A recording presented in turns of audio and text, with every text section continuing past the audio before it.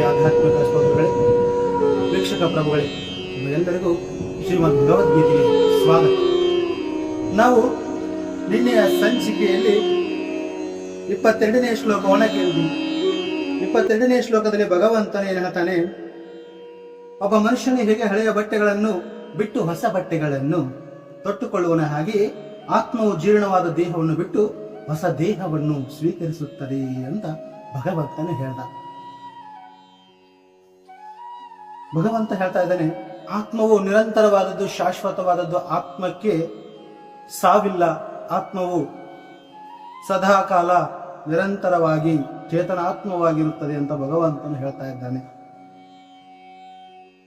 ಶ್ಲೋಕ 23ನೇ ಶ್ಲೋಕದಲ್ಲಿ ಭಗವಂತನು ಏನ್ ಹೇಳ್ತಾ ಇದ್ದಾನೆ, ನೈನಂ ಚಿಂಧಂತಿ ಶಸ್ತ್ರಾಣಿ ನೈನಂ ದಹತಿ ಪಾವಕಃ ನ ಚೈನಂ ಕ್ಲೇದಯಂತ್ಯಾಪೋ ನ ಶೋಷಯತಿ ಮಾರುತಃ. ಅಂದ್ರೆ ಈ ಶ್ಲೋಕದ ಅರ್ಥ ಏನ್ ಹೇಳ್ತಾ ಇದೆ ಅಂದ್ರೆ, ಆತ್ಮವನ್ನು ಶಸ್ತ್ರಗಳು ಕತ್ತರಿಸಲಾರವು, ಅಗ್ನಿಯು ಸುಡಲಾರದು, ನೀರು ನೆನೆಯಿಸಲಾರದು ಮತ್ತು ಗಾಳಿಯು ಒಣಗಿಸಲಾರದು ಅಂತ ಹೇಳ್ತಾ ಇದ್ದಾನೆ ಭಗವಂತನು. ಅಂದ್ರೆ ಕತ್ತಿಗಳು, ಆಗ್ನೇಯಾಸ್ತ್ರಗಳು, ವಾರುಣಾಸ್ತ್ರಗಳು, ವಾಯವ್ಯಾಸ್ತ್ರಗಳು, ಯಾವ ಅಸ್ತ್ರಗಳು ಆತ್ಮವನ್ನು ಕೊಲ್ಲಲಾರವು. ಆಧುನಿಕ ಕಾಲದ ಬೆಂಕಿ ಉಗುಳುವ ಅಸ್ತ್ರಗಳಲ್ಲದೆ ಮಣ್ಣು, ನೀರು, ವಾಯು, ಆಕಾಶ ಮೊದಲಾದವುಗಳಿಂದ ಮಾಡಿದ ಅಸ್ತ್ರಗಳು ಇದ್ದುವೆಂದು ಕಾಣುತ್ತದೆ. ಆಧುನಿಕ ಕಾಲದ ಅಣ್ವಸ್ತ್ರಗಳನ್ನು ಆಗ್ನೇಯಾಸ್ತ್ರಗಳೆಂದೇ ವರ್ಗೀಕರಿಸಲಾಗುತ್ತದೆ. ಬೇರೆ ಬೇರೆ ಬಗೆಗಳ ಭೌತಿಕ ಅಂಶಗಳಿಂದ ತಯಾರಾದ ಇತರ ಅಸ್ತ್ರಗಳು ಹಿಂದಿನ ಕಾಲದಲ್ಲಿ ಇದ್ದವು ಅಂತ ಭಗವಂತನು ಈ ಶ್ಲೋಕದಲ್ಲಿ ಹೇಳ್ತಾ ಇದ್ದಾನೆ.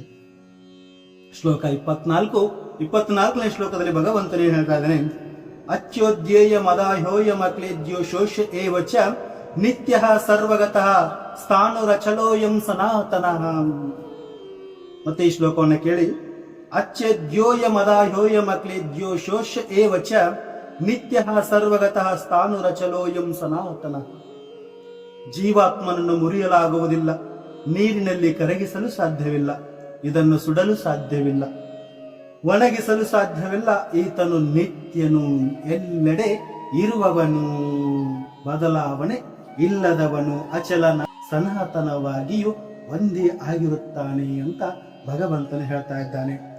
ಜೀವಾತ್ಮನು ನಿರಂತರವಾಗಿ ಪೂರ್ಣ ಚೇತನದ ಅಣುವಾಗಿ ಉಳಿಯುತ್ತಾನೆ ಮತ್ತು ಸರ್ವಕಾಲಕ್ಕೂ ಸ್ಥಾನವಾಗಿ, ಎಂದರೆ ಬದಲಾವಣೆ ಇಲ್ಲದೆ ಅದೇ ಆತ್ಮವಾಗಿ ಉಳಿಯುತ್ತಾನೆ ಎನ್ನುವುದನ್ನು ಜೀವಾತ್ಮನ ಎಲ್ಲ ಗುಣಗಳು ತೋರಿಸಿಕೊಡುತ್ತವೆ. ಈ ವಿಷಯಕ್ಕೆ ಅದ್ವೈತ ಸಿದ್ಧಾಂತವನ್ನು ಅನ್ವಯಿಸುವುದು ಬಹು ಕಷ್ಟ. ಏಕೆಂದರೆ ಜೀವಾತ್ಮನು ಭಗವಂತನೊಡನೆ ಎಂದಿಗೂ ಗುರುತಿಲ್ಲದಂತೆ ಐಕ್ಯ ಹೊಂದಲಾರನು.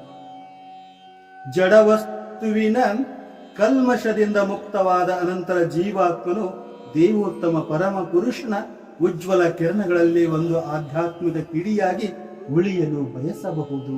ಆದರೆ ವಿವೇಕಿ ಆತ್ಮಗಳು ದೇವೋತ್ತಮನ ಸನ್ನಿಧಿಯಲ್ಲಿರಲು ಆಧ್ಯಾತ್ಮಿಕ ಗ್ರಹಗಳನ್ನು ಪ್ರವೇಶಿಸುತ್ತವೆ ಅಂತ ಭಗವಂತ ಸರ್ವಗತಃ, ಎಲ್ಲೆಡೆ ಇರುವ ಎನ್ನುವ ಶಬ್ದವು ಮಹತ್ವದ್ದು. ಏಕೆಂದರೆ ಜೀವಿಗಳು ಭಗವಂತನ ಸೃಷ್ಟಿಯಲ್ಲಿ ಎಲ್ಲೆಲ್ಲೂ ಇವೆ ಎನ್ನುವುದರಲ್ಲಿ ಸಂದೇಹವಿಲ್ಲ.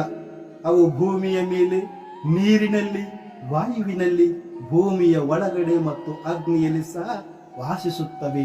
ಅವು ಅಗ್ನಿಯಲ್ಲಿ ದಗ್ಧವಾಗುತ್ತವೆ ಎನ್ನುವ ನಂಬಿಕೆಯನ್ನು ಒಪ್ಪಲು ಸಾಧ್ಯವಿಲ್ಲ. ಏಕೆಂದರೆ ಬೆಂಕಿಯು ಆತ್ಮವನ್ನು ಸುಡಲಾರದು ಎಂದು ಇಲ್ಲಿ ಸ್ಪಷ್ಟವಾಗಿ ಹೇಳಿದೆ. ಆದ್ದರಿಂದ ಸೂರ್ಯಗ್ರಹದಲ್ಲಿ ಸಹ ಅಲ್ಲಿಗೆ ಹೋಗುವ ದೇಹಗಳಲ್ಲಿ ಜೀವಿಗಳಿದ್ದಾರೆ ಎನ್ನುವುದರಲ್ಲಿ ಅನುಮಾನವೇ ಇಲ್ಲ ಅಂತ ಈ ಶ್ಲೋಕದಲ್ಲಿ ಹೇಳ್ತಾ ಹೋಗ್ತಾರೆ. ಮತ್ತೆ 25ನೇ ಶ್ಲೋಕದಲ್ಲಿ ಭಗವಂತ ಏನು ಹೇಳ್ತಾ ಇದ್ರೆ, ಅವ್ಯಕ್ತೋಯಮ ಚಿಂತ್ಯೋಯಮ ವಿಕಾರ್ಯೋಯಮುಚ್ಯತೆ ತಸ್ಮಾದೇವಂ ವಿದಿತ್ವೇನಂ ನಾನು ಶೋಚಿತು ಅರ್ಹಸಿ. ಅವ್ಯಕ್ತೋಯಮ ಚಿಂತ್ಯೋಯಮ ವಿಕಾರ್ಯೋಯಮುಚ್ಯತೆ ತಸ್ಮಾದೇವಂ ವಿದಿತ್ವೇನಂ ನಾನು ಶೋಚಿತು ಅರ್ಹಸಿ. ಆತ್ಮನು ಕಣ್ಣಿಗೆ ಕಾಣುವುದಿಲ್ಲ, ಅದನ್ನು ಗ್ರಹಿಸಲು ಸಾಧ್ಯವಿಲ್ಲ. ಅದು ವಿಕಾರ ಹೊಂದುವುದಿಲ್ಲ ಎಂದು ಹೇಳಲಾಗಿದೆ. ಇದನ್ನು ತಿಳಿದು ನೀನು ದೇಹಕ್ಕಾಗಿ ದುಃಖಿಸಬಾರದು ಅಂತ ಭಗವಂತನು ಅರ್ಜುನನಿಗೆ ಹೇಳ್ತಾ ಇದ್ದಾನೆ. ಆತ್ಮವು ಯಾವತ್ತೂ ನಾಶವಾಗುವುದಿಲ್ಲ, ದೇಹ ನಾಶವಾಗುತ್ತದೆ ಹೊರತು ಆತ್ಮ ಎಂದು ನಾಶವಾಗದು ಅಂತ ಭಗವಂತನು ಈ ಶ್ಲೋಕದಲ್ಲಿ ಹೇಳ್ತಾ ಇದ್ದಾನೆ. ಹಿಂದೆ ವರ್ಣಿಸಿದಂತೆ ನಮ್ಮ ಲೌಕಿಕ ಲೆಕ್ಕಾಚಾರಗಳಿಗೆ ಆತ್ಮನ ಗಾತ್ರ ಎಷ್ಟು ಸಣ್ಣದು ಎಂದರೆ ಅತ್ಯಂತ ಶಕ್ತವಾದ ಸೂಕ್ಷ್ಮದರ್ಶಕ ಯಂತ್ರವು ಅವನನ್ನು ಕಾಣಲಾರದು. ಆದುದರಿಂದ ಅವನು ಅದೃಶ್ಯ ಅಂತ ಈ ಶ್ಲೋಕದಲ್ಲಿ ಹೇಳ್ತಾ ಹೋಗ್ತಾ ಇದ್ದಾರೆ. ಪ್ರಿಯ ಆಧ್ಯಾತ್ಮಿಕ ಸ್ತೋತ್ರಗಳೇ, ಪ್ರಿಯ ವೀಕ್ಷಕ ಪ್ರಭುಗಳೇ, ಈ ಭಗವದ್ಗೀತೆ ಭಗವಂತನು ಎಲ್ಲರಿಗೂ ಸ್ಪಷ್ಟವಾಗಿ ಹೇಳ್ತಾ ಇದ್ದಾನೆ. ಅಂದ್ರೆ ಅರ್ಜುನನಿಗೆ ಅಷ್ಟೇ ಭಗವದ್ಗೀತೆ ಹೇಳ್ತಾ ಇಲ್ಲ, ಪ್ರತಿಯೊಬ್ಬರು ತಿಳಿದುಕೊಳ್ಳಿ ಆ ಭಗವದ್ಗೀತೆಯನ್ನು ಯಾಕೆ ಹೇಳಿದ ಭಗವಂತ, ಆ ಭಗವದ್ಗೀತೆ ಉದ್ದೇಶವೇನೆಂಬುದನ್ನು ನೀವು ಈ ಭಗವದ್ಗೀತೆಯನ್ನು ಕೇಳ್ತಾ ಹೋಗ್ತಾ ಹೋದ್ರೆ ಭಗವದ್ಗೀತೆ ಪರಿಪೂರ್ಣವಾಗಿ ನಿಮಗೆ ಅರ್ಥ ಆಗುತ್ತದೆ. ಪ್ರಿಯ ಆಧ್ಯಾತ್ಮಿಕ ಸ್ತೋತ್ರಗಳೇ, ನಾವು ಈ ಶ್ಲೋಕದ ತಾತ್ಪರ್ಯವನ್ನು ಇವತ್ತಿಂದು ಮುಗಿಸೋಣ. ಮತ್ತೆ ನಾಳಿನ ಸಂಚಿಕೆಯಲ್ಲಿ ಭೇಟಿಯಾಗೋಣ ಅಂತ ಹೇಳ್ತಾ ಮುಂದಿನ ಸಂಚಿಕೆಯಲ್ಲಿ ಭೇಟಿಯಾಗೋಣ. ನಮಸ್ಕಾರ.